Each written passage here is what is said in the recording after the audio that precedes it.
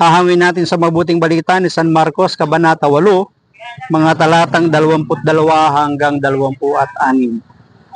Noong panahong iyon, dumating si Jesus at ang mga alagad sa Bethsaida. Dinala kay Jesus ng ilang tao ang isang bulag at ipinamanhik na hipuin ito. Inakay niya ito sa labas ng bayan, niluran sa mga mata, saka ipinatong ang kanyang mga kamay. May nakikita ka na bang anuman? Tanong niya. Tumingin ang lalaki at ang wika, nakakakita po ako ng mga taong lumalakad, ngunit sila'y parang punong kahoy. Muling hinipon ni Jesus ang mga mata ng bulag, ito'y tuminging mabuti, nanumbalik ang kanyang paningin at malinaw na niyang nakita ang lahat. Sinabi sa kanya ni Jesus, umuwi ka na, huwag ka nang dumaan sa bayan. Pagpalain ng Diyos ang pagkabasa ng kanyang mabuting balita. Papansin natin na sa atin pong pagbasa, mayroon pong isang tao na walang paningin, bulag, na namanhik na siya'y hipuin ng ating Panginoon. At alam mo naman natin na si Jesus ay walang tinatanggihan sa mga taong lumalapit, dumudulog, na nagtitiwala, sumasampalataya sa Kanya. Kaya siya'y pinagbigyan. Ano ang ginawa ng ating Panginoon? Inilabas ito sa labas ng bayan, niluran sa mga mata, saka ipinatong ang kanyang kamay. Ang ginamit ng ating Panginoon, lura, laway, o diba? Eh, ng mga panahon na yun, wala namang imposible sa ating Panginoon eh. Ipinapakita lang niya na kahit na ang mga pinandidirihang mga bagay, pwedeng gamitin kasangkapan ng Panginoon para panggalingan ng mga himala. Sa ating panahon, ang lura, ang laway ay pinandidiri at nakakadiring mga bagay. Kaya nga pag tayo nalalaway, natatalsikan, nagagalit tayo, di ba? Maliban na lang doon sa mga taong may usog na usog. Ano ang sabi nila? Lawayan mo nga ako na mawala yung usog sa akin. Diba? Makikita natin na sa umpisa ay medyo malabo pa yung kanyang paningin. Pero hindi tumigil ang Panginoon para hindi ganap na makakita yung tao, yung bulag na lalaki. So anong ibig sabihin? Pag nagbigay ang Diyos sa atin ay perfect. Siguradong 100 na ganap na atin pong matatanggap at masusumpungan at mararanasan sa ating buhay. Sapagkat pag nagbigay si Jesus, ang Diyos ay perfecto. So makikita natin na nanumbalik yung kanyang paningin at siya'y pinauwi na. At sabi ng ating binasa, huwag ka nang dumaan sa bayan. Bakit? Baka siya'y makilala pa doon eh. Kasi nga inilabas siya ng bayan eh. Puntahan na po natin ang pinakasusing salita sa atin pong libro ng Simbahay 2025.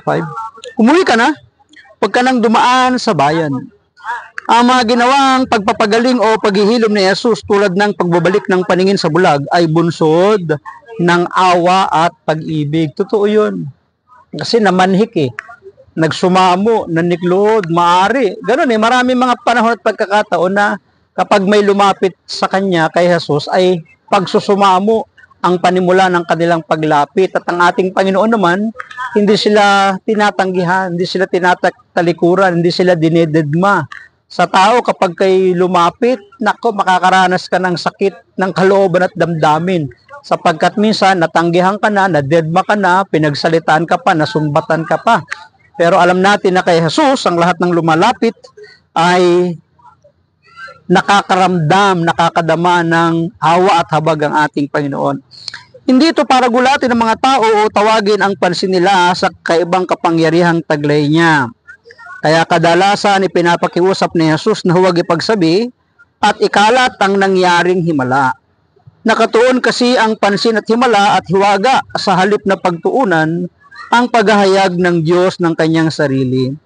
Totoo rin naman na ang lahat ng ginagawa niya ay hindi lang ang mga sinasabi ng kanyang mga labi ay sadyang malalim na pahayag ng kanyang sarili.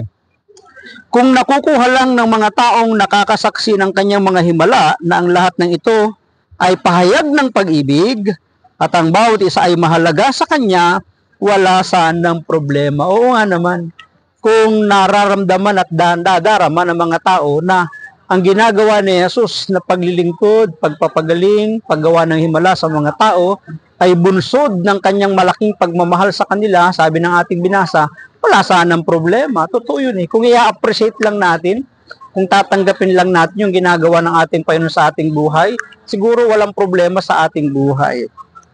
Pero kadalasan umiikot at natatapos lang ang mga taong nakasaksi at ang nakarinig sa mga saksi sa paghanga at pagkagulat sa kapangyarihan niya.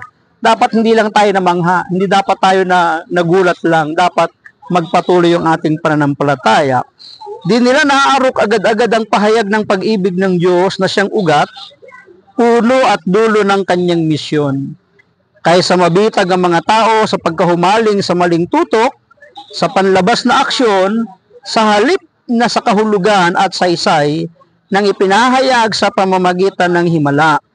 Minabuti niyang di muna malaman ng karamihan ang pangyayari. Totoo yun eh. Kaya hindi muna pinadaan sa bayan yung pinagaling niyang walang paningin, yung pinagaling niyang bulag, sapagkat siya'y makikilala eh. At kapag siya'y nakilala sa kanyang pagdaraanan, makikilala rin ang ating Panginoon sapagkat magkakaroon ng pagtataka, magkakaroon ng pagkagulat, pagtatanong, at baka ma-interview pa yung taong bulag. So, yun ay hindi naman pagtatago ng kapangyarihan ng ating Panginoon sapagkat alam naman ni Jesus na dapat malantad ang kanyang kapangyarihan. Yakapin natin ang pagpapahayag ng pag-ibig ni Kristo sa lahat, karaniwan man o ekstraordinaryo. Pansinin po ninyo sa ating pagbasa, ang ginamit ng Panginoong Jesus yung kanyang lura, yung kanyang laway. Alam natin ang bawat bahagi ng katawan ng ating Panginoon ay pinagdadaluyan ng kapangyarihan. Kahit nga yung laylayan, yung dulo ng laylayan ng kanyang damit, may taglay na kapangyarihan. Sapagkat ito yung nilapitan ng babaeng matagal ng dinurugo. At nang kanya itong mahawakan, naramdaman niya na may kapangyarihang dumaloy sa kanya at siya'y nakaramdam ng paggaling. So may kapangyarihan. At si Jesus noon, ngayon, at sa darating ay iisa na makapangyarihang pwede nating maranasan ng kanyang himala. Maraming salamat at pagpalain tayo ng ating Panginoon. Ang akin lamang palaging sambit, hayaan natin na ang Diyos ang palagi ang maging Diyos ng ating buhay. Bye-bye and bye-bye! Thank you, God, for everything.